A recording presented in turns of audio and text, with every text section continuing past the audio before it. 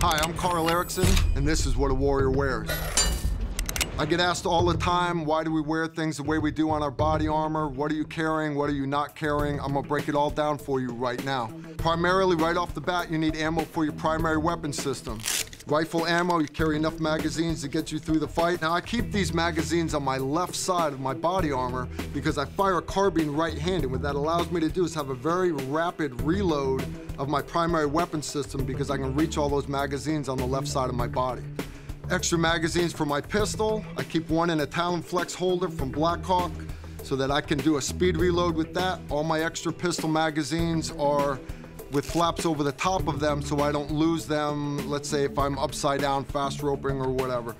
After ammo, the focus goes to other priorities of work. That would be, in my case, I would need flashbangs in the fight, might need smoke grenades, things like that. So I keep a couple of flashbang grenades handy where I can reach them myself. I also keep extra flashbangs on the back of my body armor so that other assaulters behind me, while I'm pulling security on the door, they can pull flashbangs straight off the back of my body armor. Other than flashbang grenades, we'll go over to firing systems for the explosive charges that we would use inside the room to actually explosively breach a door.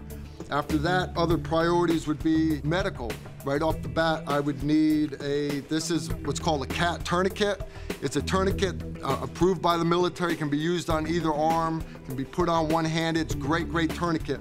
Now, the cool part about the Blackhawk uniform that I'm wearing is it has what's called the integrated Iits tourniquet system. It's built into the pockets. You can actually reach inside the pocket, and it's got a windlass. You just flip it over. You can turn it with one hand, pull the strap tight, tighten it down just like a regular tourniquet would, but it's built into the pocket here on the shoulders and also down in the groin area, and it will always be there. Will always be there. You won't have to hunt for that tourniquet.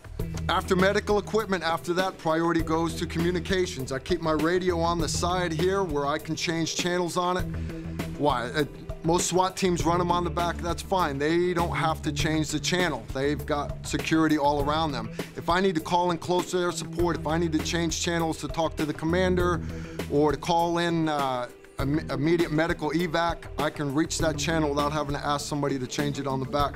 It's wired up through my shoulder, comes up right here, and will hook into my headset that's inside my helmet. Really cool part about this particular set of body armor by Blackhawk, you see this ring right here? This is a cutaway ring. I pull this ring, and it separates the top and sides of the body armor, and it'll just drop right off of me. Now, that's not for getting out of it at the end of the mission real quick because I'm tired. Let's say I'm in a helicopter and it goes down in the water, all right? Mechanical failure, whatever. Helicopters, when they hit the water, immediately turn over and they sink like a stone. Humvee rolls over in a canal, now you're in an up-armored vehicle upside down in the water.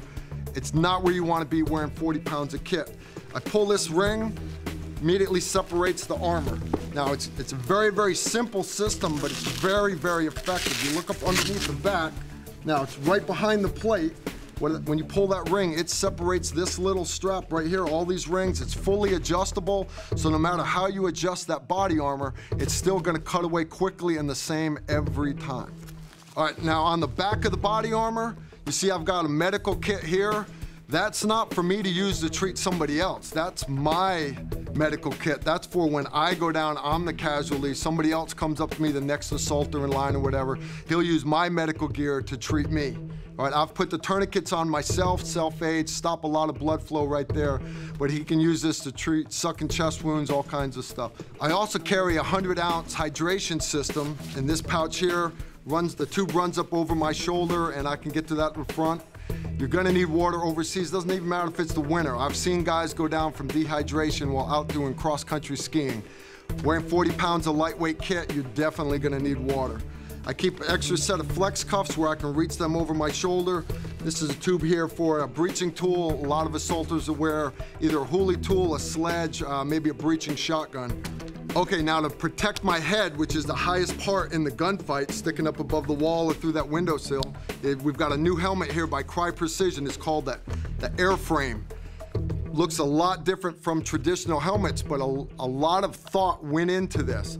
The plate on the front is actually thicker than the plate on the back, because unfortunately we've got a lot of recent statistics from overseas showing where there's been more gunfire taken to the head from the front in these directions All right, it's also breathes through the back, conforms to the back of the head really, really well, so there's not as much weight on the actual chin strap, even with the weight of a good pair of night vision goggles on the front.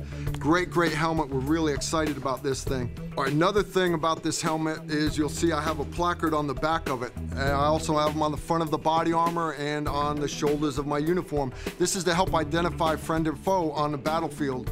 When a assaulter comes into the room, you want everyone in the room to know exactly who you are. So what we have is this particular American flag right here, and these are made by Eagle. These are infrared. They'll show up when an infrared light pans over them. They're all laser cut, great, great quality.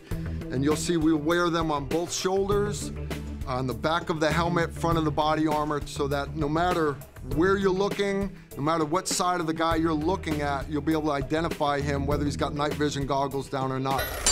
All right, so I've shown you all the equipment, where it goes, what it does, and all the different uses for it. Now you understand that it's not just randomly placed. It actually has a purpose. It has to be gotten to quickly so that we can put it into action on the modern battlefield. And that's what a warrior wears.